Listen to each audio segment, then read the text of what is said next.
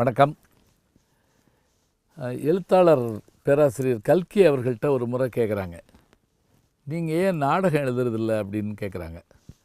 ஏன்னா அவர் கதை, கட்டுரை, பொன்னியின் செல்வன், சிவகாமியின் சபதம், அதே மாதிரி இப்போ இசை விமர்சனம், சினிமா விமர்சனம், பாடல்கள், அதாவது காற்றினிலே ஒரு கீதம் அப்படின்னு சினிமா பாட்டு எழுதியிருக்காரு. அந்த நாளும் வந்திடாதோ எல்லாம் எல்லாம் பண்ணியிருக்காரு. நீங்கள் ஏன் நாடகம் எழுதலைன்னு கேட்குறாங்க. அப்போ கல்கி சொல்கிறாரு, என்ன நாடகம் எழுதுறதுன்னா விளையாட்டு நினச்சிங்களா? அதெல்லாம் என்னால் முடியாது அப்படின்ட்டார் ஒரே வார்த்தையில். கல்கி எப்படி சொல்கிறாருன்னா, அவருக்கு நேரம் இல்லை, இல்லாட்டி அவர் விரும்பலைன்னு வச்சுக்கலாம். நாடகம் எழுதுகிற பல பேர் கதை எழுத முடியுமா? கதை எழுதுகிற பல பேர் நாடகம் எழுத முடியுமா? வசனம் எழுதுகிற இப்படிலாம் பார்க்குற போது எல்லா துறையிலையும் சாதிக்கக்கூடிய ஒரு ஆள் யாருன்னு பார்த்திங்கன்னா, எனக்கு தெரிஞ்சு சுஜாதாவை நம்ம சொல்லலாம்.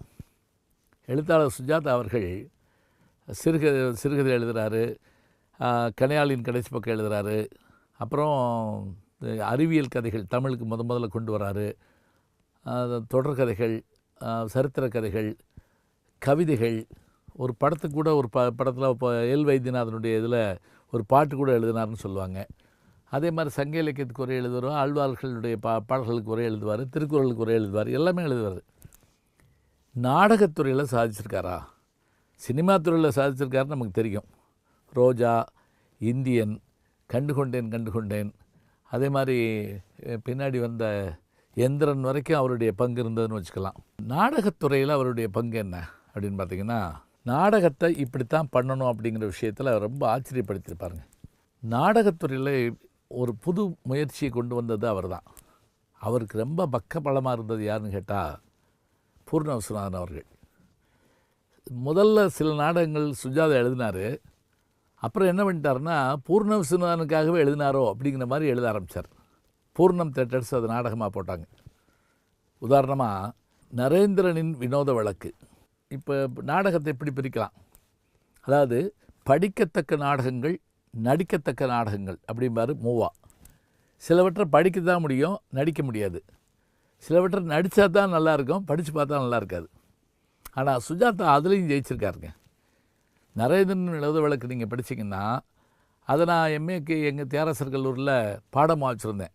உண்மையிலேயே அதை ரொம்ப அதை மாணவர்கள் எந்திரிச்சு அவரவர்கள் குரலில் வாசிக்கிறப்ப நம்ம ஒரு நாடகம் பார்க்குற மாதிரியே இருக்கும். அது மாதிரி கடவுள் வந்திருந்தார். இந்த ஏலியன்ஸ் பற்றிய செய்திகள், பறக்குந்தட்டு, இதை பற்றி சொல்கிற போது அதை பற்றிய ஒரு ரொம்ப நகைச்சுவையான நாடகம். அதுலேயும் பூர்ண விஸ்வநாதன் தான். அதாவது அவர் தான் அந்த கதையினுடைய கதாநாயகன்கிற மாதிரியே இருப்பார். அவருக்கான செய்திகள் கொண்டது. அதே மாதிரி சிறு சிறு நாடகங்கள் அவர் போட்டார். அதில் அந்த மாமா விஜயம்னு ஒரு நாடகம், மெல்லிதான ஒரு நகைச்சுவை ஓடிக்கிட்டே இருக்கும். அதுவும் கடவுள் வந்திருந்தார்லாம் நீங்கள் படிச்சிங்கன்னா, அவர் கண்ணுக்கு மட்டும் தெரியக்கூடிய, அதாவது பூர்ண விஸ்வநாதன் கண்ணுக்கு மட்டும் தெரியக்கூடிய ஒரு வெளி கிரகத்து மனுஷனை வச்சுக்கிட்டு அப்படி ஒரு நகைச்சுவை உருவாக்கியிருப்பார்.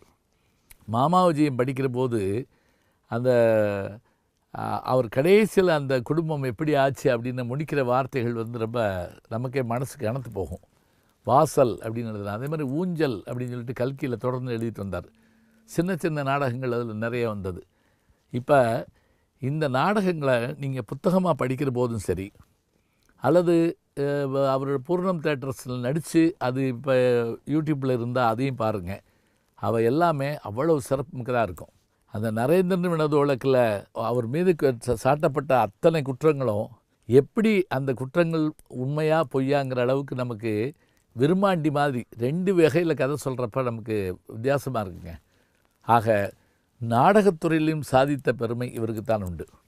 சரி, நாடகத்தை எழுதுகிற போதே அதை எப்படி போடணும்னு அவர் சொல்லியிருப்பார் பார்த்தீங்களா? அப்படி ஒரு நாடகம் இருக்குதுங்க. அது ரொம்ப அருமையான விஷயம். இப்போ அவருடைய நாடகங்களை பற்றி நான் சொல்லியிருக்கேன். அவருடைய ஒரு நாடகத்தை பற்றி நான் தொடர்ந்து சொல்கிறேன். நல்ல செய்திகளை நாளும் சிந்திப்போம், நாளை சந்திப்போம். வணக்கம்.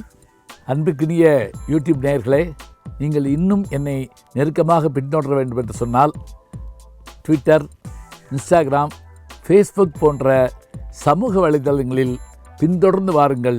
நாம் முன்தொடர்ந்து செல்வோம்.